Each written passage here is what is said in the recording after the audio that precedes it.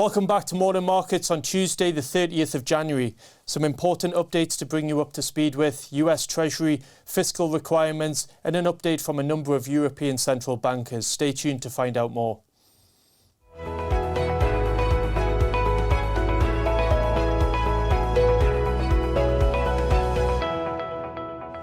A positive day for stock markets and bond markets yesterday. Why?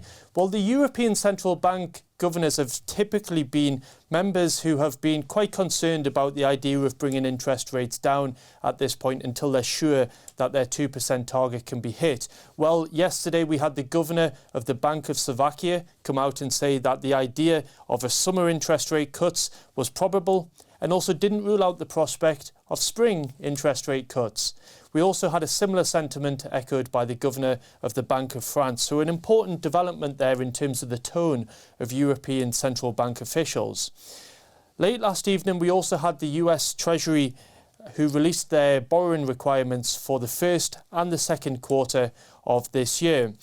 Borrowing for the first quarter is expected to be $760 billion.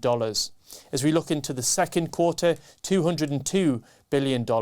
Combined, that's $100 billion less than was expected and was announced back in October last year.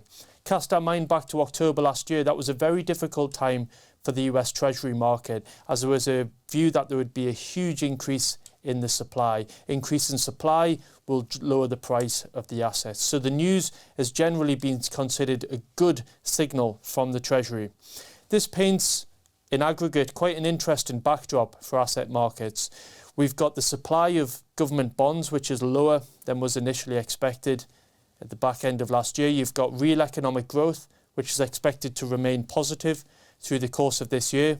And because inflation is trending towards the target of the US Central Bank, which is 2%, currently trending at around 1.9%, then there's scope for them to lower interest rates this year. So in aggregate, quite an interesting backdrop for asset markets.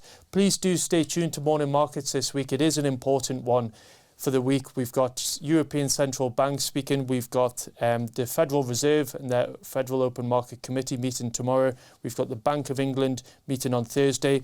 And along the way, a string of high-profile company corporate earnings. Thank you for watching.